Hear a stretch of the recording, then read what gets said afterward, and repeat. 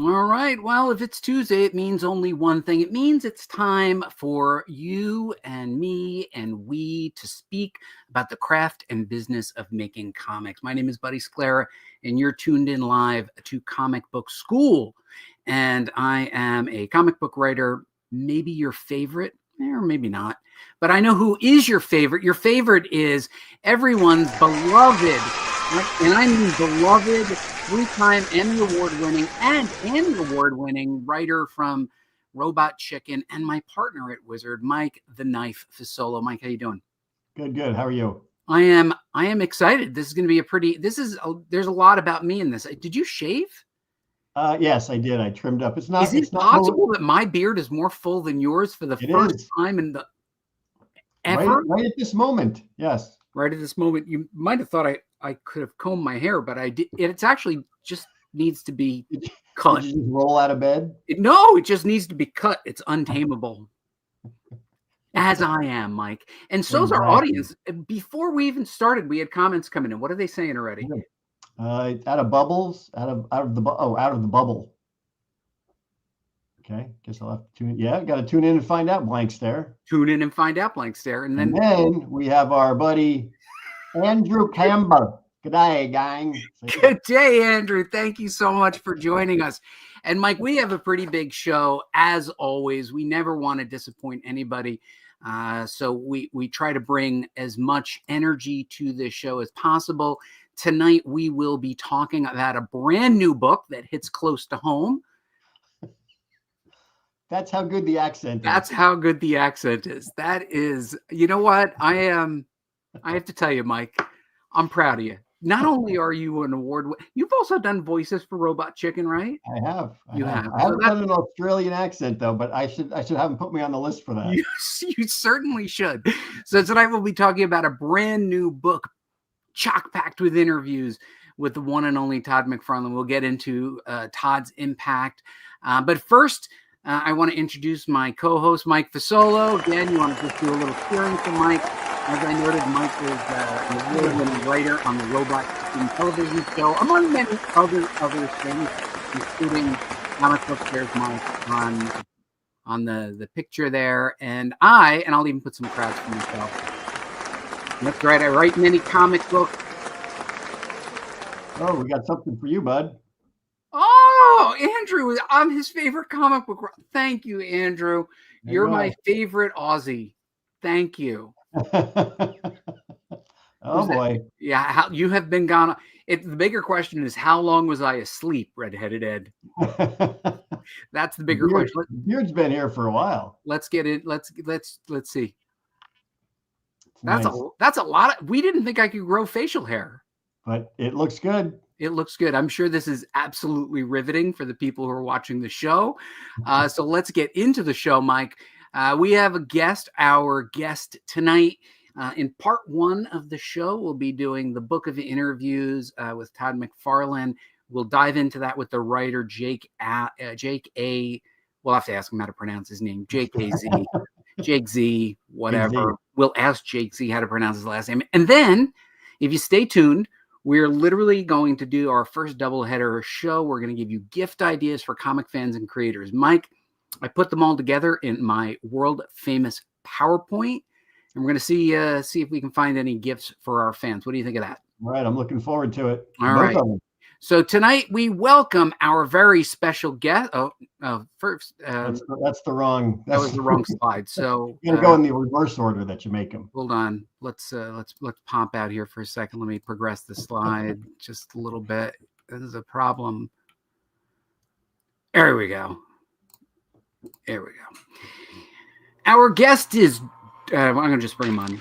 Please welcome our guest, Jake Zawlacki, who comes. As a writer, editor, he is well-credentialed. He's got a master's in fine arts from Louisiana State University and Stanford University, which is, let's face it, Ivy League deal today.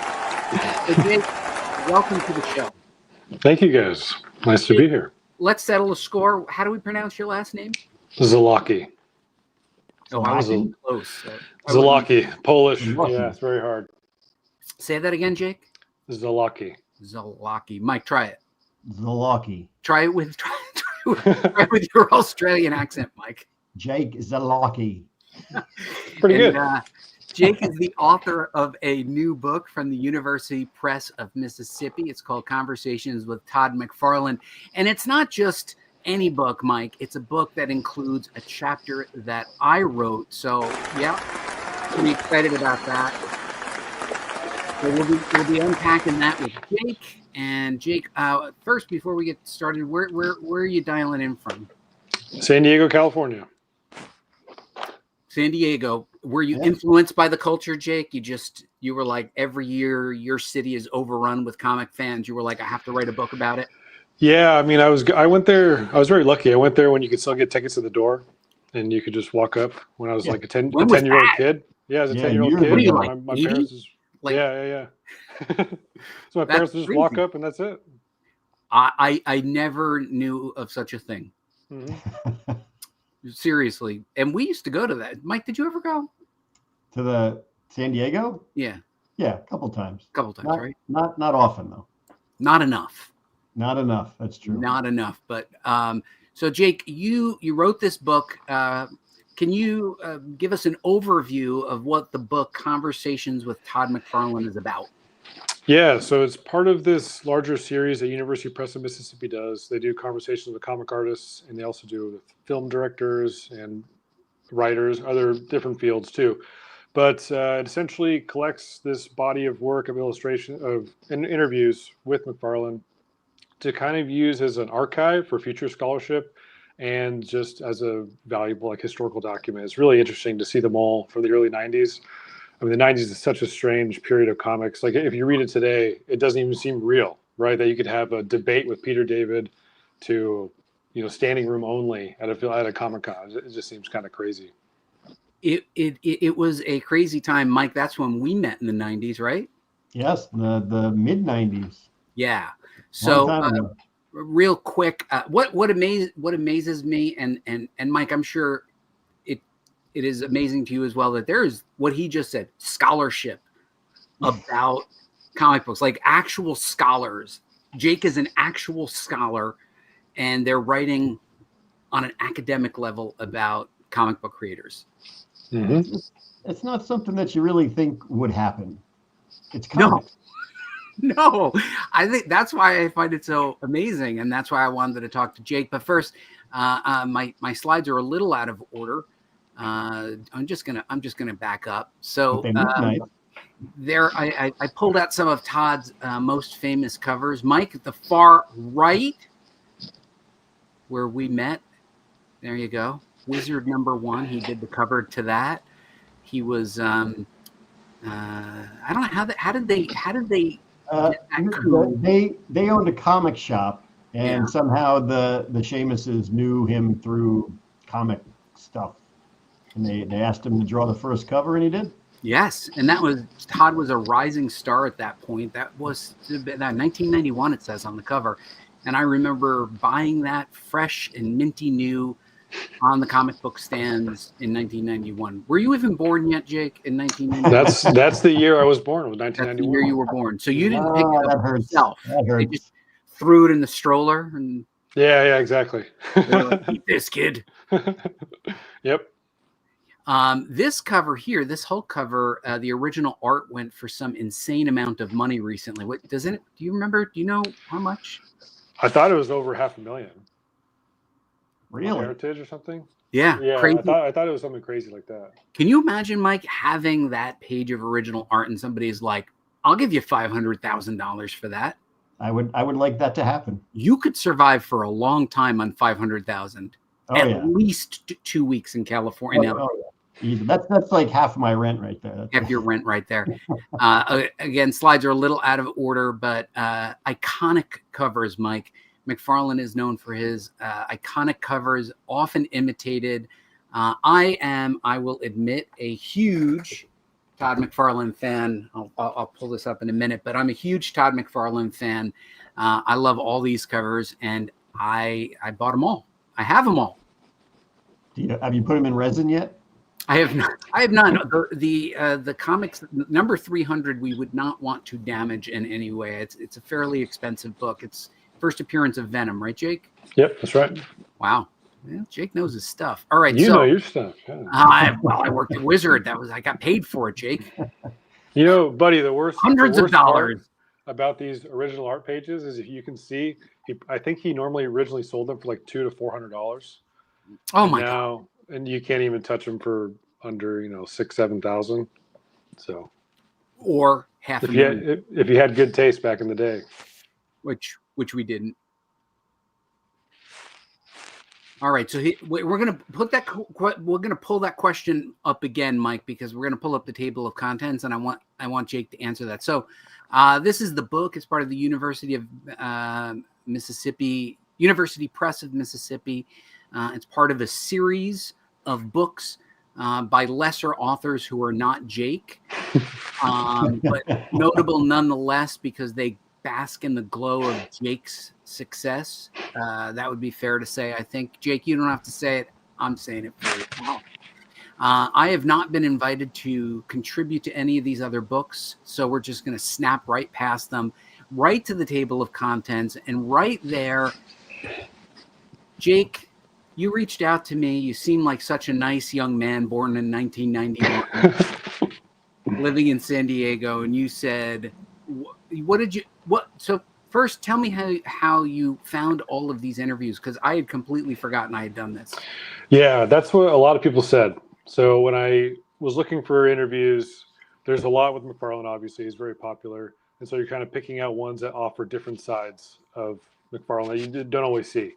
And so I found yours in combo, which how many issues of combo there were? Maybe less than 10, probably. Not too much, but Wizard was like the big one, right? So I wanted to try and find these smaller ones to give a different flavor to McFarlane. And I found you. Like, I find a lot of people through, sometimes LinkedIn, sometimes they have websites, sometimes they seem to always be comic related still somehow. I don't know if they own some shop, if they own, their own press in some ways, or if they're interested in film or TV, whatever it is. I find them that way. Sometimes it can take a couple months. I reached out to you. I said, hey, buddy, I would like to republish this interview in a academic book on McFarlane that collects his interviews. And you said, that sounds cool. I acted like I didn't care, but one of the greatest moments of my life, Mike. So I honestly, I read it and I cringed a little bit because I was like, wow, I was really young asking really. But in the end, I asked some pretty good questions and he had some pretty good answers. I think overall, the second half of the interview, first half of the interview was like Cub Reporter, Mike. Yep. I don't know if you read my interview. Cub I Reporter, like, where were you born? Mm-hmm. And then second half, I picked up a little bit of steam. Did you read it, Mike? Your interview? Yeah. No. Why not? No. You got it for free even before I got it, and you still I could talk to you about it, so I didn't need to read it. All right, so Jake, I'm sure mine is your favorite. After my interview, which is your favorite? I mean, after mine. You just say mine is your favorite first. Definitely yours is my favorite. That's by right. far. I love that it's short and sweet. It's only about like 700 words or something. I like that, to the point. And my next favorite would definitely be the debate between Peter David and Todd McFarlane. Fun stuff. It was fun stuff. Now, I was trying to find the combo issue that it was in. Did you find combo? Yeah. To get these interviews, I usually had to buy them on eBay and then transcribe them myself because they're not digitized or anything. Yeah, I had to go to eBay to go find the cover of it because I have no idea where it was. I was looking in my my own digital archives of things that I've written, and I just could not find it. So what did you scanned it and then just had it digitized? No, I mean I just transcribed it by hand. So you transcribed these? Yeah. A lot of these. I mean, some OCR works okay, but you still got to go back over and transcribe them. Wow, OCR meets OCD. Go. All right, so. Oh, that's a good question. Jake, 4 years old. 4 years. Is this many? Is this many? All right. So somebody had a reasonable question that I asked you to hold, Mike. Jake, Michael, read this out to you. Interesting. So it's a reference book. If everything is organized chronologically inside the book, how do you decide what to keep and omit from the book? Yeah, so it's partially a reference book. It's partially just for fans of McFarlane that want to go back and find these. A lot of them are hard to find. Like, Buddy, as you were saying, the Comma magazine, who's going to go look for that and find a McFarlane interview? Some of the magazines are very expensive, too, just because McFarlane was in there. So it's to make these things more accessible. Everything is organized chronologically. It goes from, I think, 89 is the first interview, and it goes to 2014. And to decide and what to keep and omit, it was tough. Some of them, I wanted to do some long form video interviews that he's done more recently, but they just ended up, if there's like a 2-hour long podcast interview, for example, it's almost like 15,000 words, which would take a huge chunk. And when it's accessible online already on YouTube or something, then it's like, I don't need to keep that in there. But the two main journals that I thought kind of defined McFarlane back in the day was Wizard, who was very pro McFarlane. Like, if you read the first interview, he's, like the second coming. Everyone just loves McFarlane's style. And he was so popular at the time. And then it was only a few issues later when he leaves and does Spawn, he's even more popular. And then you have the Comics Journal, which is like the total opposite of Wizard, right? So I know that there's this famous interview, Mike, that is not included here, where Todd was not exactly, I don't know, he didn't come off great, I would say, in it. And I noticed that it is not in here, Jake. Yeah. What's the deal? The Comics Journal wouldn't let you reprint their... Well, it's another one of those things is it's huge and it's available on the Comics Journal right now. So it's like, it's more useful, I think, to have these interviews that are harder to find. I mean, I think the last Todd McFarlane interview with Greg Hyland is hilarious, and no one would ever know about this without publishing it, unless you're like really looking for it, right? So there's some really good ones, and Hyland is tough on McFarlane too, but in a different way than Gary Groth was for the Comics Journal. So yeah. I mean, I was thinking about accessibility a lot. Yeah, I'll put it in the show notes, the link to the Comics Journal article. Most of these, Mike, and I'm sure you've read at least some of them, are very complimentary, very softball with McFarlane. And he's got this aw shucks about him, like, oh, I'm going to try and be a writer and I don't know how to write. But I think, you read this enough times and you realize it was I felt like it was a bit of a shtick. Like, if you're just interviewing him once, but once you start to read a whole bunch of these, you're like, this guy knows what he's doing. No, for sure. Yeah. He's got a persona. It's developed. He's like the lead singer of Image back in the day, so he has to be the most vocal. But he's a performer too. I mean, in the Peter David McFarlane debate, he literally, there's a note in there that says he walks up with a bathrobe and gold shorts on, Dallas Cowboy cheerleaders, and a boombox. Tries to play it, it doesn't work, takes the robe off and sits down, and people are like, what the heck is going on? This is nuts. But he was a showman for sure, right? If you love it or hate it, it was usually one or the other. Well, I would have a hard time saying who the lead singer for Image Comics was at that point. You don't think it was McFarlane? He was definitely the most vocal. He was the most vocal, but Yeah. But Jim Lee, yeah, Liefeld, I mean, they were all pretty bold vocal creators. I interviewed some of them, not all of them. But so at this point, you're making decisions. Do they give you a page count, or do they just say, go wild, Jake? You can do as many they give me a word count, which is like, I think it was under 100,000. And I think this is at like 98 or something, to where I couldn't literally put in another one without going over the count. So I tried to get as much as I could in there. Yeah, the chronology and the intro was excellent. There was so much in there that I didn't know about McFarlane. Jake, did you do all that yourself? Yes. Yeah. Those are the most labor-intensive things for sure. Is that how you got into Stanford? No, Stanford was long ago. Mike, Stanford is Ivy League. You and I barely made it through community college. Yeah, I don't know what the Ivy League schools are like. They're nice. They're nice. They're nice. But at the end, Mike, it didn't really matter. Jake still ended up on our show. We're all the same. We're equals. All that Ivy League. No, it all evens out in the end. Yeah. Any other questions coming through, Mike? Well, we got Redheaded Ed who said now she feels old. Yeah. And then Andrew Campbell's got a good one right after that, I think, right? Yeah. He's still learning how to write. He broke the record. He's got the longest running independent title in history with Spawn. We're gonna back up a second. So you find all these issues, Jake. Yeah. Mine is relatively short and sweet. You transcribed all those other interviews? Yep. I've transcribed all of them. Thinking. I know. It's really a lot of work. I think I've read every interview in there at least 7 times, 8 times. So it was a lot. Yeah. So did you just say, I'm just going to Google Todd McFarlane interviews, and whatever came up, you were like, I can use this?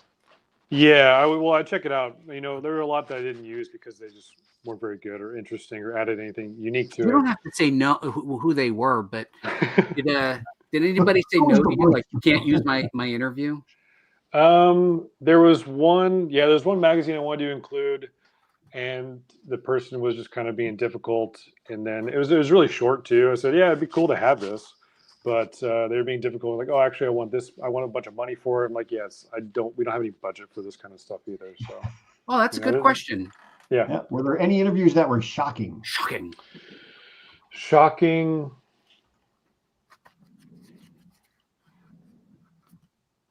I think the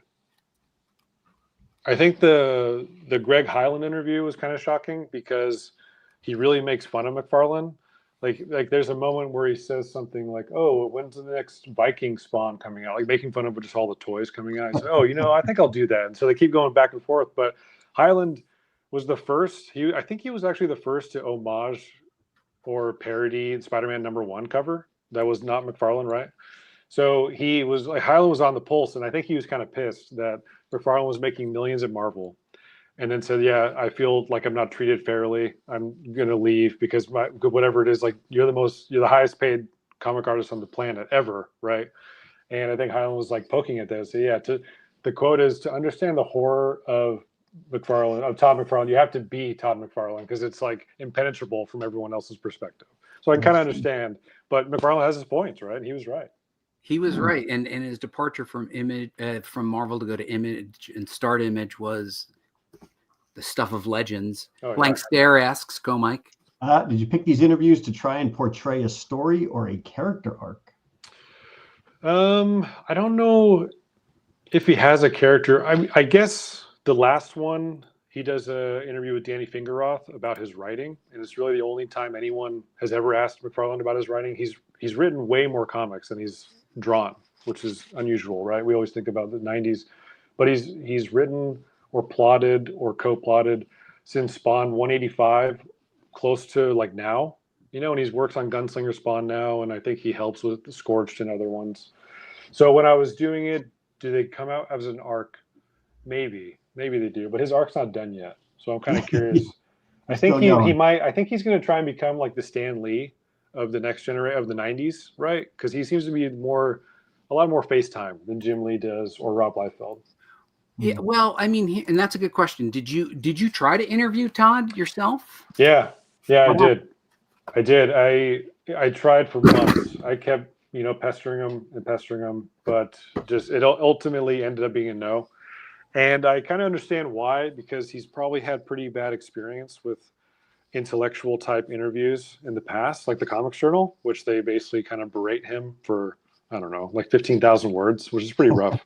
So I know if I'm him, I don't know if I want to open myself up to that, but it wouldn't be super critical. I don't think it's a fair take either.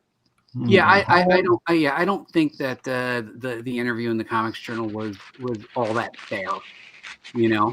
Well, they knew what they were going to do, right? I mean, I write for the Comics Journal. I love the Comics Journal, but Gary Groth knew what he was going to do, and McFarlane knew what he was getting into too. So that's what it was. Redheaded Ed has a question there.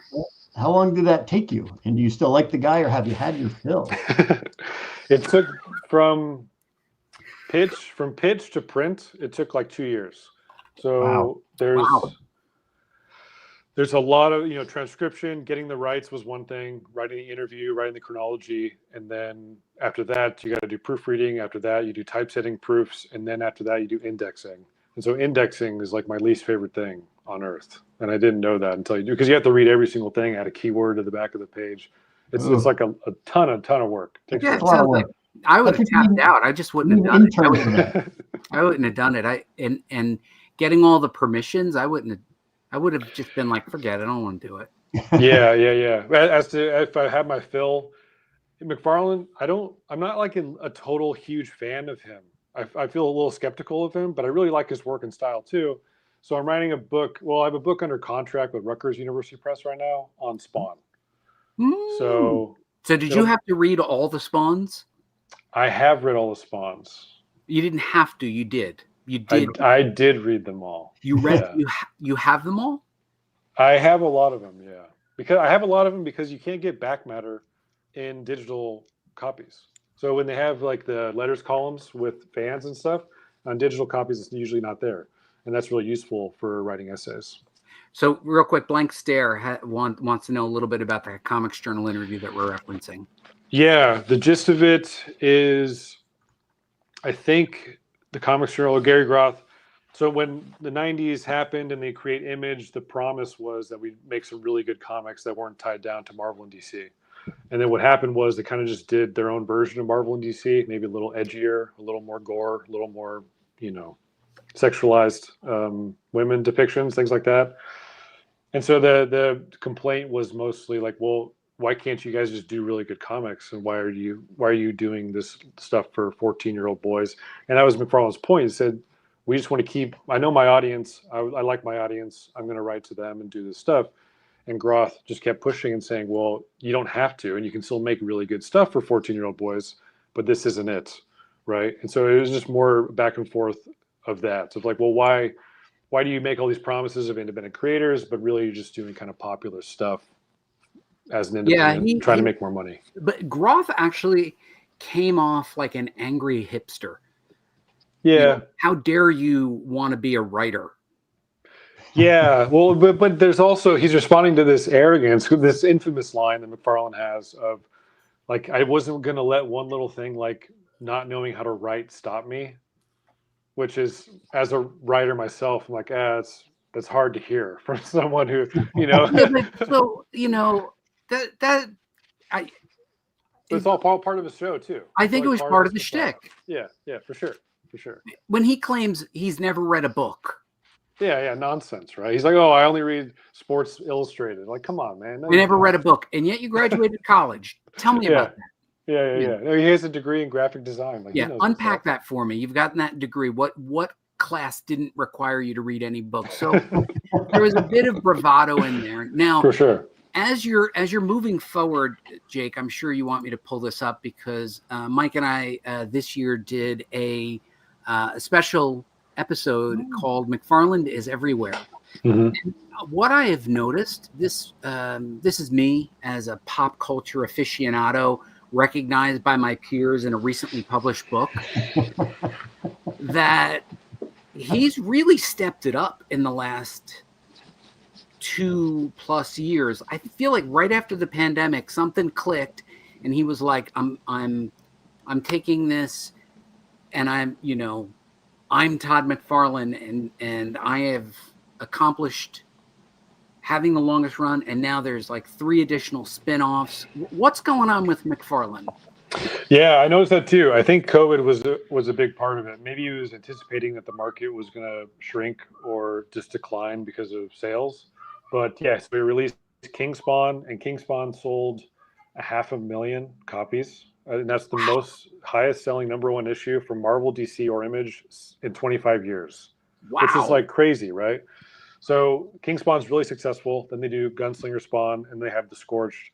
And it seems like every time I'm at my comic shop, there's another new McFarlane, either one-shot, miniseries, limited series, whatever it is, or ongoing. And like I know Rat City is happening. I think there's a couple more coming too. But I'm really impressed. Yeah, he seems to be ramping up. I think there's always buzz about the movie, but Blumhouse has said it's going to come out in the next year or two. We'll see. It's coming out for the next year or two. Yeah, for the last 20 years. I'm not that excited about Spawn movies. No offense to his toy line is huge. Yes, we will get into that in a minute or two. But I'm just glad that Todd's making comics again. I was a big Todd fan. I liked him on a number of levels, and I'm going to pull this up. This is one of my favorite art books. I love this book. And I was a huge McFarlane fan. I collected a lot of his stuff, and it was a thrill to interview him. But I think I'm glad that he's coming back as a senior statesman. I don't know what the right way to conjugate that is today. But the thing is he can do anything he wants, and what he wants to do continually is make comics. And I think that that's fantastic. Yeah, I agree. I wish he would do interior art, though. I don't know if it would hold up today. Yeah. I think the memory of it is better than the reality. He did ink Batman Spawn, with the recent one 2 years ago with Greg Capullo. Which inked that. Yeah, it was great. It was great. So you can see a little bit in there, but it'd be nice just to see a couple, give me one issue. Give me a standalone of McFarlane's art. That'd be cool to see. Now, Mike, were you a fan of the Image comics because we were working there when Image was really hitting their stride? You remember reading all those books? I didn't read all of them, but I did like a bunch of them. I like Spawn. I lost interest after a while just because it was too much. There was so much going on. I was like, I can't keep up anymore. And it did feel like he was just writing stories to draw what he wanted to draw pictures of. Yeah. Mm-hmm. Like, who's making that scratchy noise? Is that that's me. Sorry. Don't be scratchy. So McFarlane also does animation. He does movies. He's doing another movie. He's got the action figures. I mean, this guy has truly the Midas touch and continues to keep going with this. Like, what did you learn about McFarlane after reading all of these interviews from the beginning to the end? And is he the same guy, or do you feel like he had evolved from the earliest interviews to the later interviews? Yeah, it's interesting. By the later interviews, he seems more business-minded than he is creative. And he talks about this in a more recent podcast. He has all these different hats he has to wear and put on the day, right? Which just takes your time away from everything. I think, as I've been working on this Spawn book too, where I talk about McFarlane's career, and I think he's a product of his time, but he's like the right person for the time too. So in 91, we have like the explosion of markets, right? Image is an example of this explosion of markets. And the bubble, the whole thing, like he sees that transmedia is the future, and it totally is. We see the crossover. You have 6 different social media platforms. You have, releases all across different types of forms of media, and he just beats everyone to the punch. He was early on the web. Remember, Mike? He had the Spawn.com website and McFarlane.com. Very early. And he was writing for us at Wizard Online, Mike. He wrote a column for us. Remember, that's right. A column called Ego, E-G-O. Mm-hmm. Everyone's going online, and Todd wrote 4 installments of Ego for us, and we published it. And I went ahead and just lost it. I have no idea where they are now. I don't remember that at all. You don't remember much from those days, do you, Mike? No, it's all a big blur. You don't. So Jake, we're gonna do the quick round robin here. We're gonna say, okay, hang on. Jake, you're scratchy. What's going on? Am I? Maybe it's my chair. Maybe something's going on. All right, so let's pull this back up. So, Jake, what are we looking at here? I think this is Barry Windsor Smith's latest book. Again, one of my all-time favorite artists for different reasons than McFarlane. It looks like you've got the art of McFarlane here. This is your long-suffering bookshelf, one of many. Yeah, it's my old bookshelf. I'm doing like a remodel right now in my house, so it doesn't look like this anymore. But yes, that's my comic section. I think of their Kaiju Max, I'd highly recommend anyone. Xander Cannon.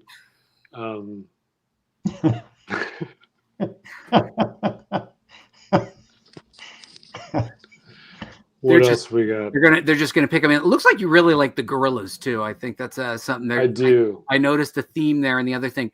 So Yep. Jake, Wow. true or false? You wrote this book so that you can justify these bookshelves? Something like that, yeah. Yeah, I've been collecting books from thrift stores, whatever, for a long time. I think I've read about like a third of those. So. Oh, you've only read like a third of them. Oh, that's Todd McFarlane hasn't read any. Yeah. That is true. And then this is the wider bookshelf. Again, you're a Gorillas fan, but also Yep. it looks like you got some original art here. Any McFarlane art there? Yeah, so that bottom right is a Capullo page with McFarlane inks. Woo! And it's from Spawn 26, which is unique because that's the one that Neil Gaiman co-wrote, and this is a page that he wrote. So I don't know where Gaiman stands. Where exactly do you live, Jake? I'm just going to. And then what is the other art that you have hanging there? Yeah, so the top left is Trad Moore. I love him. He's I don't know if you're familiar with his stuff, but Doctor Strange, Fall Sunrise came out. I think it was this year, last year. That's from Ghost Rider. I think it was 2017 or 18. Love his style. The middle page of that is Jamie Hewlett, who I love, Gorillas. And that's from Fireball, which he colored himself, which is so cool. And he wrote and colored and inked and drew and everything. That's what he did for Deadline magazine. The bottom left is Daniel Warren Johnson. That's just a 4x6 commission of Galactus.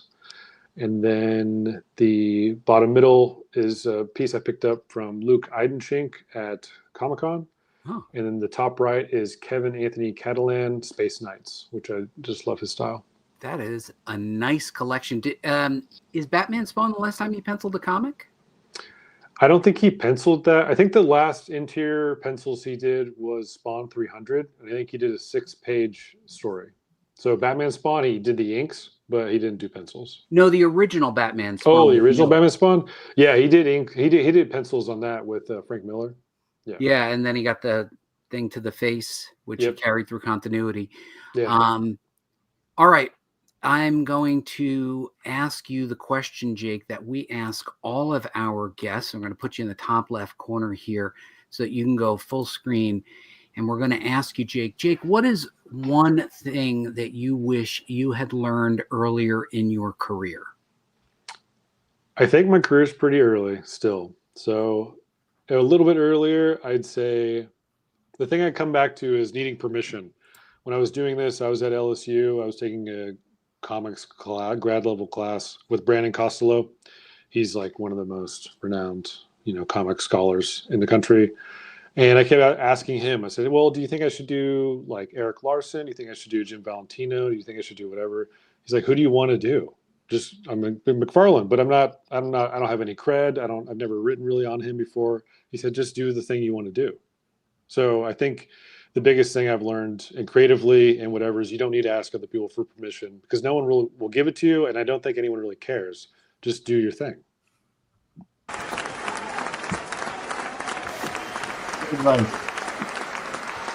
All right, Jake. So thank you so much for joining us on the show tonight. We're very excited for the book. Where can people find this gem? So this is on University Press in Mississippi. It's on Amazon. I think you can get it on Barnes & Noble. I think you can get pretty much everywhere. You just type in Mike's conversations. House. Yeah, that's true. You got a heck yeah from Red-Headed Ed. You can get it from Mike. Mike's not going to read it. Mike doesn't read. I'll read the rest of the book. I won't read your interview though. Oh, read Buddy's. It's only Mike, 700 words. That's too much. You're just ornery, Mike. You're just ornery tonight. Jake, congratulations on your book. We thank you so much for joining us. And Mike, we're going to have Jake go to the green room, and then in the green room, he can take some snacks on the way out. What is inside the green room for Jake to eat before he leaves? We don't have any. Well, we do. We have Diet Coke and Mentos, so he can make those cool explosions. I don't. That's not much to eat, though. We got the Mentos. The Mentos feels like a kind of a jip. Jake was hoping for something a little bit. Well, he can have. It's not very much sustenance, but he can have a lot of fun making the Diet Coke blow up. All right, Jake, thank you so much for joining us tonight on Comic Book School Live. You're a good sport. Good luck on the book. We hope that it sells at least 10 copies. Yeah, thank you. Enjoy the Swedish Fish. It might be a little stale. Thank you, guys. Thank you, Jake. Thank you. Thank you. All right, Mike, that was fun. Jake was a nice guy, right? Yeah, excellent. Yep. He was a nice guy. So we're going to do something we've never done before, Mike. We are going to do a doubleheader show. And what we're going to do real quick right here is we're going to pretend like the show is starting from the beginning. And we're going to give 2024 gift ideas. So, Mike, I need you to vamp for me for 1 second. Are we gonna? What are we gonna do with Jake? Oh, I guess Buddy's. Oh, he's off. He's off changing his shirt. I guess eventually I'm gonna have to do this as well. So yeah, this is our first time doing the double header, which is going to be very, very strange because we have to pretend like it's not. Oh, I can see Buddy in the corner. He's putting his stuff on. Oh, somebody wants to. They want to see. They want to see you changing your clothes, Bud. Yeah, no, they don't. No, they don't. But they can see my Christmas tree here in the background, right? Oh yes, nice. All right, here we go. Mike, are you gonna change? Do you need to do any changing? Yeah, I'll remove myself and you vamp for a little bit. All right, let's do it. Okay, so I hope you guys enjoyed the first half of the show. Mike and I are about to do a doubleheader for you. We've never done a doubleheader. And what we're going to do is we're going to record a holiday gift guide. So we've prepared a series of holiday gifts that you can either give to people or ask for people to give to you this holiday season. So we're going to see how that works out. We don't actually know if this is a good idea or not, but we're going to give it a shot. So Mike is changing in the back area there. Well, Mike is back on. Mike is back on. Mike, I'm pretty excited. Are you excited? I'm very excited. I'm going to do a first timer. So we're going to do this. What are we doing with Jake? Jake, you want to come back on? You could be you can join us. Jake, you want to join us? I can. All right. Well, why not? Jake, you're here. You can comment, and we're going to get started. That's true. First gift should be a cool. Love that idea. Cool book by Todd McFarlane. All right, make sure we pull that down. We're gonna do like a cold open. All right, everybody. It is the holiday gift giving season, and if you have a comic book fan or comic book creator in your life, you're going to want to know what to get them for this holiday season. We at Comic Book School and our special guests, Jake Z something or other, are going to give you some wonderful ideas that you can go out and get. There's still plenty of time for you to go out and get some brand new gifts, and we're going to give you some great Comic Book School ideas. So,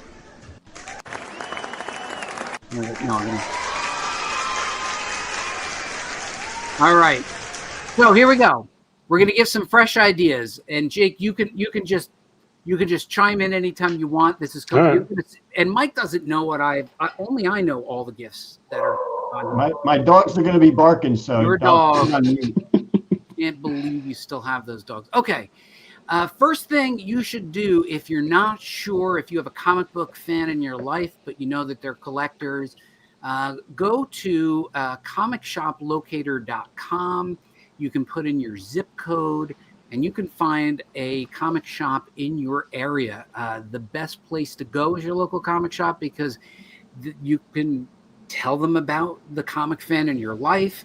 A lot of them have apparel, action figures, and many, many things that will be special to them, especially if they already shop at that store. The best place to go is the local comic shop. What do you guys think? I think that's good. I'm at Now or Never Comics, San Diego, downtown. That's right. All right, and Jake's got a pull list, so don't. And oh, Mike. Intro doesn't feel the same without Mike doing the Aussie accent. There you go. All right, here we go. So we're going to start with For the creator in your life, we don't have any skin in the game. Neither of us are artists, or none of the three. I'm assuming you're not an artist, Jake, right? No, just writer. We're with Jake Z. I can't even pronounce your name, who's the author of the interviews, Conversations with McFarlane book, which everybody should run out and buy. So comic art boards, Blue Line Pro, Blue Line Art, different websites, basically the same type of product. You may want to just sneak a look and see what your comic artist uses. They're usually tagged there in blue. If not, you can just go on those websites and order comic art board. They may be the same manufacturer. I don't know, but they're expensive and comic artists always need them. Good choice. Good choice. So our sponsor is Marvel Uchida. We don't take any money from them. All we do is get free pens, and then when we go to comic conventions, we hand them out for free. So that's as far as the sponsorship goes. But we do believe in their product. The reason we bring them with us is because they have really high quality products. Some of the people who are actually in the audience today use the markers like this. The drawing pens are wonderful, and they're expensive, and it's great to have extras. And the example here is they'll have either all of one size or different sizes together. Marvel Uchida. There you go. Redheaded Ed gets them for free every year. Also, every year, Redheaded Ed is one of the people that recommended that I get these. Artists love getting grayscale markers. These are permanent markers. They're really great alcohol-based. They're permanent. You can draw over them, but the artists who are doing those sketches in Artist Alley love to use these. So grayscale, this year at New York Comic Con, when we walked around, they were perhaps the most popular. Feel free to jump in at any point, Mike. I was going to say, if I knew how to draw, I would use Marvel Uchida. I believe your talented wife has some of these markers, correct? We can't say her name, but we do know she is an artist. Yes, she has done some art. Very good. Jake, are you or anybody in your family artists? Yeah, my niece is. About a couple of years, I'm going to get her this stuff. All right, well. Aspiring comic artist. Feel free to get it tonight if you need to.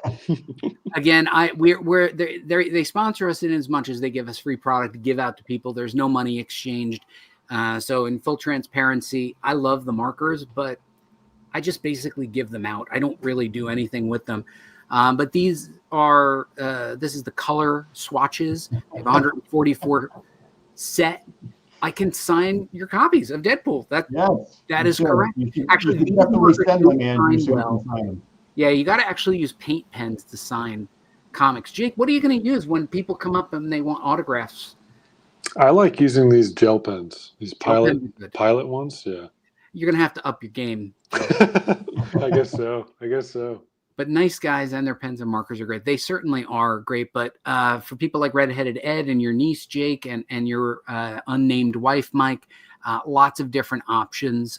So you can get all of these in sets, like in verticals, like they come in these vertical sets, or you can buy a big box, depending on how much you like the person. See, this is not something that I would have thought they had available, because I guess I never thought about it. But they never thought about it. All those colors and numbers and things. I have one of these. This is my own Kindle Scribe. I bought one of these. It is an amazing device. You can write. You can draw, you can highlight books, and you can use it like a regular Kindle. It is quite large, as you can see from the size of mine. It's bigger than the average Kindle, not quite the same aspect ratio of an iPad. It uses their e-ink technology, and the pen writing on the screen is marvelous. It really feels like you're writing on paper. And you find that better than actually writing on paper? I find it better than writing on paper because I only now have one item to keep track of. And then it will transcribe my notes using AI, and I can send them to myself. And what about smearing? Like smearing on the... You have an eraser? I mean like your the oil is on your hand smearing on the screen. No, basically the way you do it is you've got this pen and then you write on it, but your hand doesn't write. It just only the tip of the pen writes. Okay. It is an amazing device for productivity. It's great for reading books. I've actually stopped using my mini Kindle except for when I'm going out, by the way, the Kindles are waterproof. You can take them in the pool. Wow, that's pretty neat. Yeah. So I do go in the pool with, this is not fully waterproof. Jake, this is an amazing way to read your book, I believe. Yeah, it is. It's available. It's an ebook too. It's available as an ebook. So anyway, I love this thing. I paid full freight for it, so Amazon's going to make some money, but I can say that it is really good. Mike, you love this product. We had them on the show once, and then you had them on the show a second time. You want to talk a little bit about what this is? I did. I love this thing. It's basically, it gives you the start to writing, a book or a comic or whatever it is. And you build the world by just flipping over cards, and, it sets up where you are, if you're in the desert or if you're in the ocean or if you're an island, whatever. And you just keep playing off of that to build out an entire world. And once you get the world built, you can then do it for characters. And it gives you, just say like a hunter or a mafia man. And you can just keep adding to those character pieces to build out your character, which is great. It's so much better than actually thinking about it because it's right there for you. It was, we got it again. Once again, we show this. There was no money exchange. They're not sponsoring us. They just sent us the deck of cards. We played with it. It was fun. And then one night when I wasn't on the show, you had them come back and you played with the cards again, right? Yeah. We built out a whole world, and we built out, a little bit of a character story. Jake, what do you think of this? Have you ever considered writing fiction? Oh, I write a lot of fiction. I write a lot more fiction than I do academic stuff. And this sounds like it would take a lot of the heavy lifting out of the way. Yeah, because it's not that it's no thinking, but it's you flip over the card and you can just start from there. And if you don't like that card, you pick another one. It's just great. Fun. Yeah, it's just, and what it does is it puts some randomness in it, and it forces your brain to think, and it challenges you to not go to your go-tos. So we both enjoyed it. It's a great holiday gift, right, Mike? Yeah. And then they have build-out packs. Like you can buy the core set, and you can buy build-out packs. Oh yeah, and there's a bunch of them out there. Yeah, and if you want to see the review of it, Jake, you can go look at the episode. We did 2 of the episodes. I should have taken the screenshot of the other one, but we did an in-depth exploration of this and played the game. We also used. Probably a good pickup. Yes, actually, it says right here, Game Masters. It's good for Game Masters as well. Blank stare. Agreed, 100%. Mike, we both used AutoCrit software and then did a show on September 24th with them. You want to talk about AutoCrit? This was kind of something that also fascinated me because you can take your story, whether you have just a few chapters or the entire book, throw it into AutoCrit, and it breaks everything down for you, analyzing the story, and it compares it to different writers, or if you just want to compare it to like a general fiction, and it gives you chapter breakdowns. It gives you it also goes into how many words that you used, or if you use and a lot and a lot and all those things. It breaks everything down for you, so then you can go back and rewrite and revamp, and it's awesome just to play with, just to throw something in there, just to see what it does with it. Yeah, what was amazing to me about it was it did a very good job of analyzing some scripts I had written. It is not built for comic book scripts, but I would not be surprised if going forward they added comic book scripts. It did a very good analysis. It did great analysis of dialogue and plot breakdown, and where you maybe want to focus your attention. It has interactive tools that you can do to analyze your story as you're developing. Jake, what do you think? Do you think you'd want to play with this? Yeah, it seems like a workshop, but without 15 other people, because we don't always have 15 other people to look at our stuff. So you can use this. Yeah, they say they have their own bespoke AI and their own large language learning model. And as Mike noted, you can compare yourself against Hemingway and certain authors that they have gotten permission from to analyze their their novels. And it's very interesting to see how you compare against them. It turns out I'm better than Hemingway. Well, we knew that to begin with. I kind of look like Hemingway in his older days. All right. Art books. If one day I'm going to show my bookshelf, it is primarily art books and car books. I absolutely love art books. I was showing this beast, the art of McFarlane. Casada is one of my all-time favorites. Barry Windsor Smith, one of my all-time favorites. As a comic creator and comic book fan, you cannot go wrong with a great art book. Don't jump in all at once, guys. Okay. I'm a little shocked that you have these, because as not an artist, like, I would never go buy an art book just because it's an art book. And I'd be like, I mean, looking at the pictures would be great, but I wouldn't really go, oh, I'm going to flip through this again. I'm going to show a gift that you did buy me, Mike, but I love art books. Jake, obviously, I do too. Some of the same art books. Yeah, we have some of the same. I love those Tation books too that they do. I have a Jamie Hewlett. I have a H.R. Giger. I have a lot of those little smaller volumes. Mm-hmm. Those are great too. Well, we're gonna take you down another journey. The artist edition books take scans of the original art. They find them from collectors all over the world, and to the best of their ability, they will scan the art. So if you're a fan of some era, as you can see, this era of Bronze Age comics is my sweet spot. I love these books. I've got several, but they've expanded the line. There are another. All right, maybe it's out of order, the slides, but these are an amazing gift. They're pretty expensive. They're about $100 each, but they're 11 by 17 full up art. You can see notes in the margin, tape marks, mock-ups. It's pretty amazing and a great gift for collectors. Now, for our aspiring creators, the legendary How to Draw Comics the Marvel Way is probably one of the first art books every aspiring comic book artist gets, and they are taught by John Buscema. It is an amazing book. It's probably 50 years old, and everybody's got it on their shelf, including me. There is a book called Stan Lee's How to Write Comics. Another good book tells you how to write the Marvel way, how to work off of the plot, to collaborate with the artist.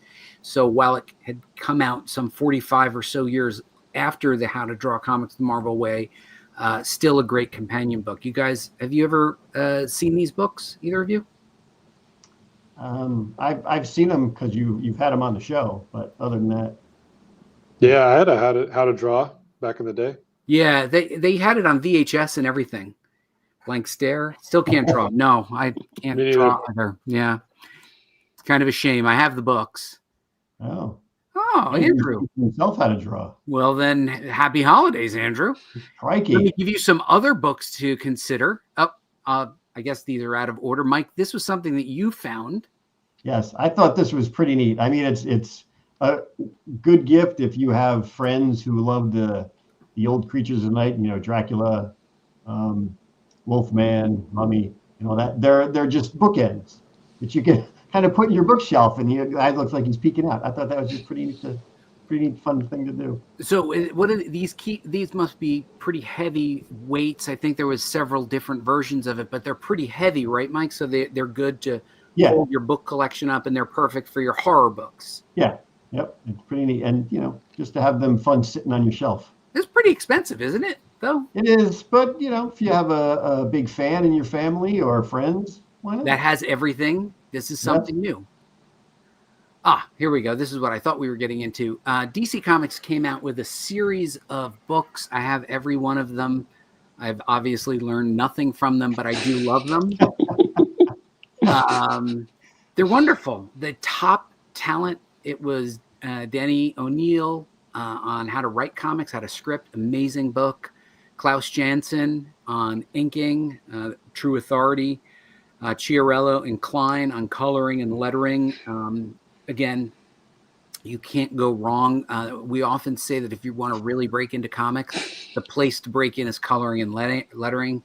Expensive unless you're a 3-time Emmy Award winning writer. Yep. Correct. Nothing is expensive to you, Mike. And by the way, I do love your festive hat and jolly red sweater. What are you wearing there? It's a cat. It's a cat. A bunch of lights. Yes. And then Klaus Janson on penciling comics, a great addition to anybody's library who's learning how to draw, write, ink, color, or letter. Here's some more artist editions. So I was mostly showing you the Marvel stuff. They do indie books like Hellboy, random issue DC Legends. I'm a big Jack Kirby Commandy fan. So I love that. And for someone who loves Watchmen, and most people do, to see the artifact edition of all that original art is a real treat. Klaus Janson's claim to fame is I think a lot of things, but he worked closely with Frank Miller on his Daredevil run. I believe Janson was his first inker, but Janson is an accomplished penciler, but probably best known for his inks, but he is obviously a very accomplished penciler as well. But I don't know what his claim to fame is, to be totally honest. I always associate him with Frank Miller's Daredevil. Me too. Mike, you found this on the Amazon. Talk to me about what we're looking at here. Is this the McFarlane stuff? Yeah, I figured since we were doing McFarlane stuff, it's just everything McFarlane. You can get blankets, you can get pillows, you can get throw rugs. It's just neat if you have like a big, comic book fan in your life, and you're like, hey, they would like a throw pillow on their bed of Miles Morales. Yeah. Or of Venom. So what was cool about what you found here, Mike, was I didn't realize this until I scrolled down. It is broken out by hero. So if someone in your life is a huge, Guardians fan or Captain Marvel fan, all of these items then are drilled down by the characters, and it is the official Marvel store. So all the stuff is official, and you can find it right there on Amazon. It's pretty amazing, actually, how much stuff is available. Like you said, the McFarlane stuff, but it's a complete Marvel store. And Jake, they're just going to suck Jake's credit card right out of it. That's a huge throw blanket. That's 4x5. That's pretty big. Yeah. Pretty big. A big Venom.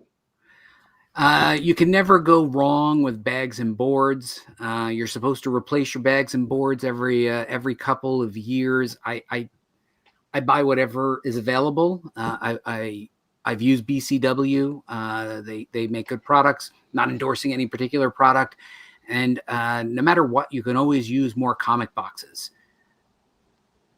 Plus, sometimes you have too many. Yeah. Plus, as a gift for people, you buy them yourself, you're probably going to buy the plain white boxes. But if you're buying them for a fan, there's always these fun ones. Again, you can get all this stuff at your local comic shop.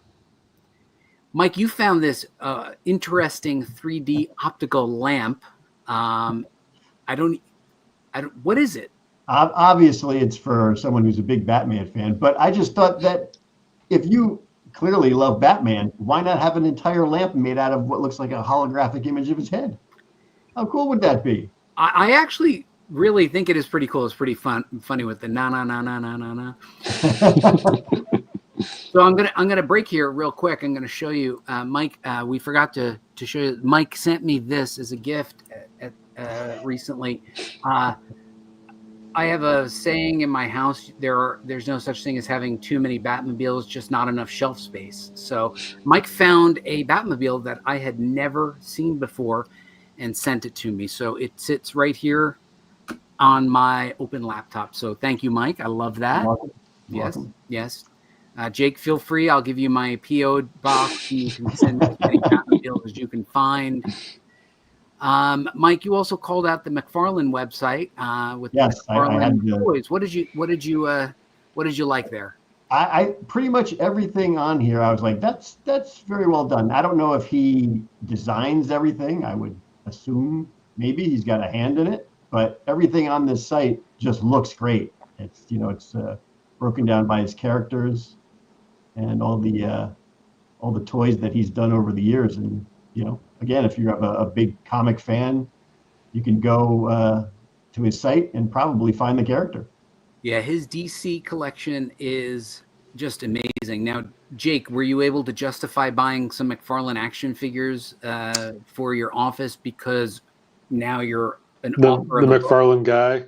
You're Yeah, the McFarlane guy. Yeah, I did buy the original Spawn action figure, so that's pretty cool. But his stuff is like the perfect niche between statuette and toys. It's like hidden right in the middle. Yeah, like this is more of a statue, and his prices, all things considered, are reasonable. Yeah, they're not overpriced. Some of the action figures that you see, some of those busts are just outrageously expensive. Upwards to $1,000. These are very reasonably priced, and there's so many things. It's hard to choose, but again, go to your local comic shop. That is probably one of the best places to go for those. As we know, I am a huge Mego fan, and Mego announced recently, Mike, that they got the license to do the Marvel figures. This is an early shot. I am told. I went to the Mego website. I did not see them. And of course, part of your career is owed specifically to the Mego figures, Mike. I'm sure you spent a lot of times with Mego figures. Oh, yes. Many years. Many years. Jake, are you more of a posing McFarlane figure type of person, or more of a Mego person? I think more of the posing stuff. When I was younger, that's what I would go for. I remember a lot of Jim Lee X-Men figures in my childhood. Yeah, I think it's a generational thing. Like this is of our generation, Mike. These Migos from the 70s, great stuff, so much. And there's one of my favorites. I have a Stan myself.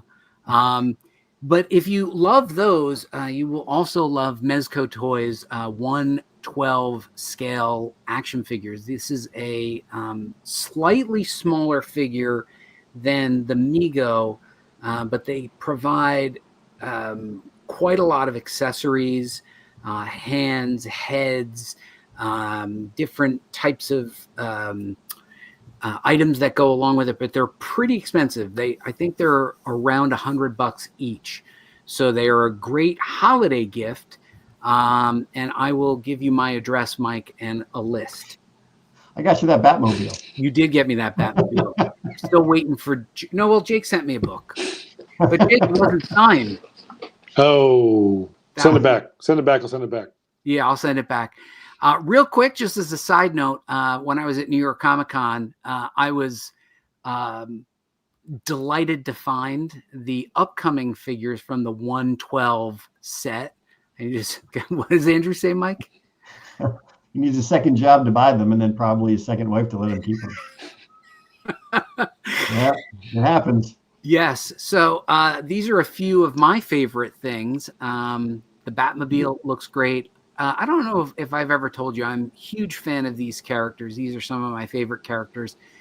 The stories often don't hold up, but my memory of these characters is often better. Yeah, you got to get the Conan one. I really do have to get the Conan. It's a good Conan one, isn't it? Yep. It's not like those Conan from the animated series in the 80s that looked like they were cast out of the same mold as the pro wrestlers. Remember, they were pretty bad. So those are our gift ideas for comic creators and fans. I hope you guys found this to be useful.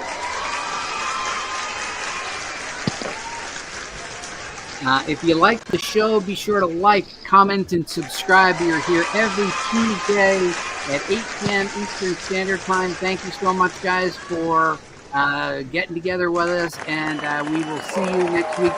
Jake, thanks for sticking around for our holiday special. Happy holidays to everybody. We hope you get everything that you love.